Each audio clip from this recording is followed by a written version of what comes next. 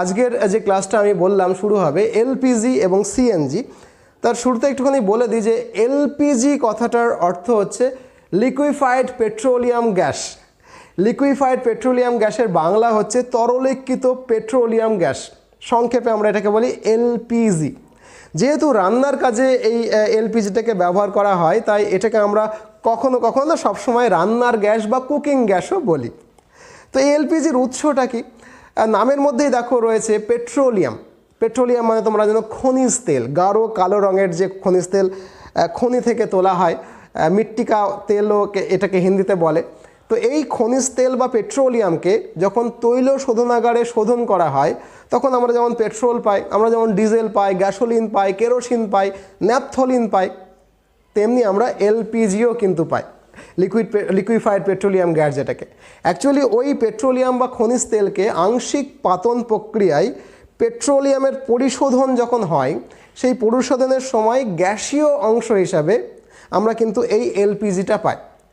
এই গ্যাসীয় অংশটাকে আমরা অত্যন্ত উচ্চ চাপে তরলে পরিণত করে স্টিলের সিলিন্ডারে, যেগুলো লাল রঙের হয়, স্টিলের সিলিন্ডারে আবদ্ধ করে রাখি এবং এই তরলীকৃত পেট্রোলিয়াম গ্যাসকেই কিন্তু আমরা বলি এলপিজি। যদি স্বচ্ছ হতো, যদিও স্টিলের লাল রঙের সিলিন্ডার, যদি এটা স্বচ্ছ হতো তাহলে দেখা যেত যে গ্যাস লাইটারের মতো ওই লিকুইড ওর মধ্যে ভরা আছে। ওকে, তো এলপিজিটা কি? এলপিজিটা অ্যাকচুয়ালি 3 বা 4 কার্বন পরমাণু সম্পন্ন হাইড্রোকার্বনের মিশ্রণ। এই হাইড্রোকার্বন কথাটা তোমাদের কাছে একেবারেই নতুন শব্দ। হাইড্রোজেন এবং কার্বন নিয়ে গঠিত যে জৈব যৌগ, হাইড্রোজেন এবং কার্বন নিয়ে গঠিত যে অর্গানিক কম্পাউন্ড বা জৈব যৌগ, মূলত আমরা তাকেই হাইড্রোকার্বন বলি। তো এই এলপিজি একটা হাইড্রোকার্বন। এই হাইড্রোকার্বন বা এলপিজির মূল উপাদান হচ্ছে বিউটেন। বিউটেন একটা হাইড্রোকার্বন, C4H10 এর সংকেত। জিজ্ঞেস করে যদি যে এলপিজির মূল উপাদানটা কি, তাহলে আনসার হবে কিন্তু বিউটেন, C4H10 এর সংকেত। যদিও বিউটেনের সঙ্গে কিছু কিছু পরিমাণে ইথেন এবং কিছু পরিমাণে প্রোপেনও মিশ্রিত অবস্থায় থাকে, কিন্তু বিউটেন হচ্ছে 90% মতো থাকে। মূল উপাদান হিসাবে এলপিজির বিউটেন থাকে। ওকে, এখন এই যে কথাগুলো বললাম, বিউটেন, খানিকটা ইথেন, খানিকটা প্রোপেন, এর প্রত্যেকটা গ্যাসই কিন্তু বর্ণহীন এবং গন্ধহীন এবং অত্যন্ত দাহ্য। তো রান্নাঘরের সিলিন্ডারে যখন এই বর্ণহীন, গন্ধহীন এবং দাহ্য পদার্থকে আমরা ব্যবহার করব, যদি কোনো কারণে সেখানে লিকেজ তৈরি হয়, তাহলে ঘর তো গ্যাসে ভরে যাবে এবং যেহেতু গন্ধ নেই, বর্ণও নেই, আমরা তো দেখতেও পাবো না, গন্ধ অনুভবও করতে পারবো না। দেশলাই কাঠি যদি ভুলে জ্বালিয়ে ফেলি, বুঝতে পারছো কী হতে পারে, দুর্ঘটনা হয়ে যেতে পারে।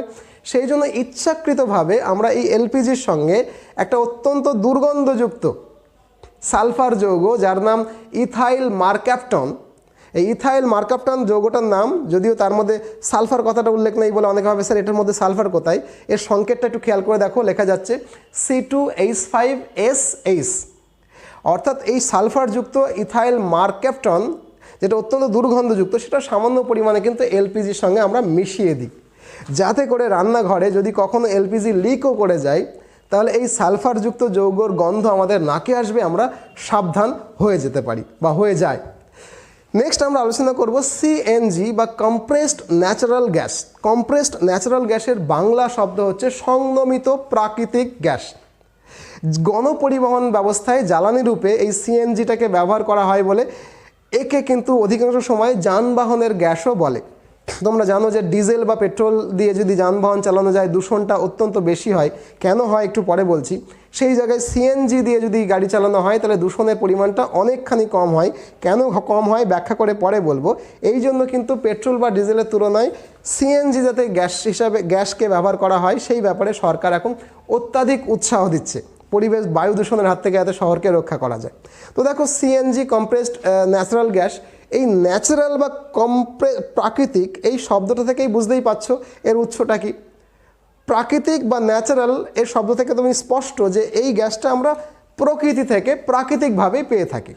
দেখো, পেট্রোলিয়ামের খনি বা কয়লার খনি যেটাই বলো না কেন, পেট্রোলিয়ামের সঙ্গে অথবা পৃথকভাবে কয়লার খনিতে বা অন্য কোনো রকমভাবে ভূগর্ভে মাটির তলায় সঞ্চিত সহজদাহ্য হাইড্রোকার্বন গ্যাসের মিশ্রণই হলো প্রাকৃতিক গ্যাস।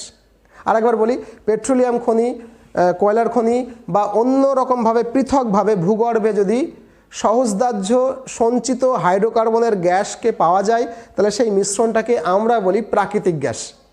তো বিভিন্ন স্থানে, পৃথিবীর বিভিন্ন স্থানে এই প্রাকৃতিক গ্যাসের যে উপাদান সেটা ভিন্ন ভিন্ন হতে পারে। দেখা যায় যে কোথাও একটু মাত্রা কম, কোথাও একটা মাত্রা বেশি, কিন্তু প্রাকৃতিক গ্যাসের মূল উপাদানটা হচ্ছে মিথেন। মিথেন মানে CH4, অর্থাৎ প্রাকৃতিক যে গ্যাস তার 90% উপাদানটা হচ্ছে মিথেন, সাথে কিছু ইথেন, ইথিন, প্রোপেন, বিউটেন থাকতে পারে। এই প্রাকৃতিক গ্যাসকে খুব উচ্চ চাপে চাপ প্রয়োগ করে সংনমিত করে তরলে পরিণত করা হয়। তারপর এই সংনমিত তরল বা গ্যাসটাকেই আমরা সিলিন্ডারে ভরে গাড়িতে ব্যবহার করি। ওকে, যেটাকে আমরা যানবাহনের গ্যাস বলি নর্মালি সিএনজিকে। তো এই সিএনজি যেহেতু মূল উপাদানটা হচ্ছে মিথেন CH4, খেয়াল করে দেখো এখানে কার্বন সংখ্যা কিন্তু একটা, CH4 একটা কার্বন। এই একটা কার্বন হওয়ার জন্য সিএনজি পোড়ালে দূষণের মাত্রাটা একটু কম হয়, ঠিক আছে। কিন্তু তুমি যদি পেট্রোল বা ডিজেল হয়, পেট্রোল ডিজেল হচ্ছে 10 থেকে 12টা পেট্রোলে, ডিজেলে 5 থেকে 12টা হচ্ছে ডিজেলে কার্বন পরমাণু, ডিজেলে 10 থেকে 20টা, ডিজেলে আরও বেশি। তাই পেট্রোল বা ডিজেলে যেহেতু একাধিক কার্বন, মানে 5 থেকে 20টা কার্বন পরমাণুর সংখ্যা, তাই কার্বন পুড়ে কার্বন ডাইঅক্সাইড সেখানে বেশি পরিমাণে তৈরি হয়। ওই জন্য পেট্রোল বা ডিজেল জ্বালানি হিসেবে ব্যবহার করে অনেক বেশি দূষণ হয়। তুলনায় যদি এলপিজিটাকে ব্যবহার করা হয়, তাহলে এলপিজি বিউটেন C4H10, 4টে পরমাণু আছে কার্বনের, দূষণটা পেট্রোল তুলনায় কম হয়। কিন্তু এলপিজিটাকে গাড়িতে ব্যবহার করাটা অত্যন্ত বিপজ্জনক। তার কারণ জানো যে সিএনজি আর এলপিজির মধ্যে তফাতের মূল জায়গাটা হলো সিএনজি হচ্ছে তুলনায় হালকা আর এলপিজি হচ্ছে তুলনায় ভারী। যদিও আমাদের দেশে বিভিন্ন সময় সিএনজির গাড়িতে আমরা এলপিজির গ্যাস সিলিন্ডার ব্যবহার করি লুকিয়ে চুরিয়ে, কিন্তু যদি সেখানে কোনো লিকেজ তৈরি হয় তাহলে গ্যাস তো নিচে চলে আসবে, আর নিচে চলে আসে সেটা যদি আগুন ধরে যায় তাহলে গোটা গাড়িটাই কিন্তু উড়ে যাওয়ার সম্ভাবনা আছে।